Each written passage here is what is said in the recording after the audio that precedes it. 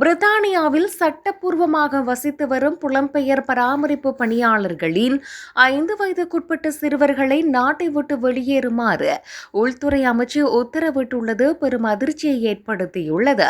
பெற்றோருக்கு பிரித்தானியாவில் தொடர்ந்து தங்குவதற்கு விசா நீடிப்பு மற்றும் அனுமதி வழங்கப்பட்டுள்ள போதிலும் அவர்களின் சார்ந்திருப்போர் பிரிவின் கீழுள்ள குழந்தைகள் மற்றும் துணைவியருக்கு இந்த வெளியேற்ற கடிதங்கள் அனுப்பப்பட்டுள்ளன. இலங்கையைச் சேர்ந்த வருணி அரச்சிகே என்ற பெண் ஸ்கொட்லாந்தில் பராமரிப்பு பணியாளராக பணிபுரிந்து வருகிறார். அவருக்கு 2031ஆம் ஆண்டு வரை விசா நீட்டிக்கப்பட்டுள்ள போதிலும் இவருடைய கணவர் மற்றும் 8, 5 வயதுடைய குழந்தைகளை நாட்டை விட்டு வெளியேறுமாறு உத்தரவிடப்பட்டுள்ளது. வருணி இலங்கையில் வேதியியல் பட்டமும் பிரித்தானியாவின் டன்டி பல்கலைக்கழகத்தில் முதுகலை பட்டமும் பெற்றவராவார். முறையாக அனைத்து விசா கட்டணங்களையும் செலுத்தி அங்கு வரி செலுத்தி வாழும் தங்களுக்கு இந்த உத்தரவு மிகப்பெரிய அதிர்ச்சியை அளித்துள்ளதாக அவர் வேதனையோடு தெரிவித்துள்ளார்.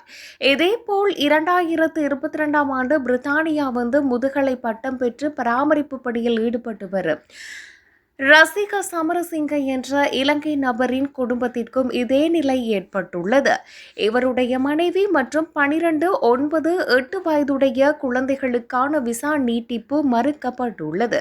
தனது குழந்தைகள் பிரித்தானிய பாடசாலைகளில் படித்து அங்கு பழகிவிட்டதாகவும் தங்களது கடைசி குழந்தைக்கு ஆங்கிலம் மட்டுமே பேசவும் எழுதவும் தெரியும் என்றும் கூறும் ரசிக சட்டப்பூர்வமாக வாழும் தங்களுக்கு ஏன் இந்த நிலை என்று கண்ணீருடன் கேள்வி எழுப்பியுள்ளார். பிரித்தானியாவில் கடந்த 2024ஆம் ஆண்டு மார்ச் மாதத்திற்கு முன்பாக வந்த பராமரிப்பு பணியாளர்கள் தங்களது குடும்பத்தினரை அழைத்து வர அனுமதிக்கப்பட்டனர். ஆனால் தற்போது கொண்டுவரப்பட்டுள்ள புதிய கடுமையான குடியேற்ற கட்டுப்பாடுகள் காரணமாகவே இந்த இலங்கை தம்பதியினரின் குடும்பங்கள் பிரிக்கப்படும் சூழல் உருவாகியுள்ளது. இதுகுறித்து வழக்கறிஞர்களும் புலம்பெயர்ந்தோருக்கான உரிமை அமைப்புகளும் கடும் கண்டனம் தெரிவித்துள்ளனர்.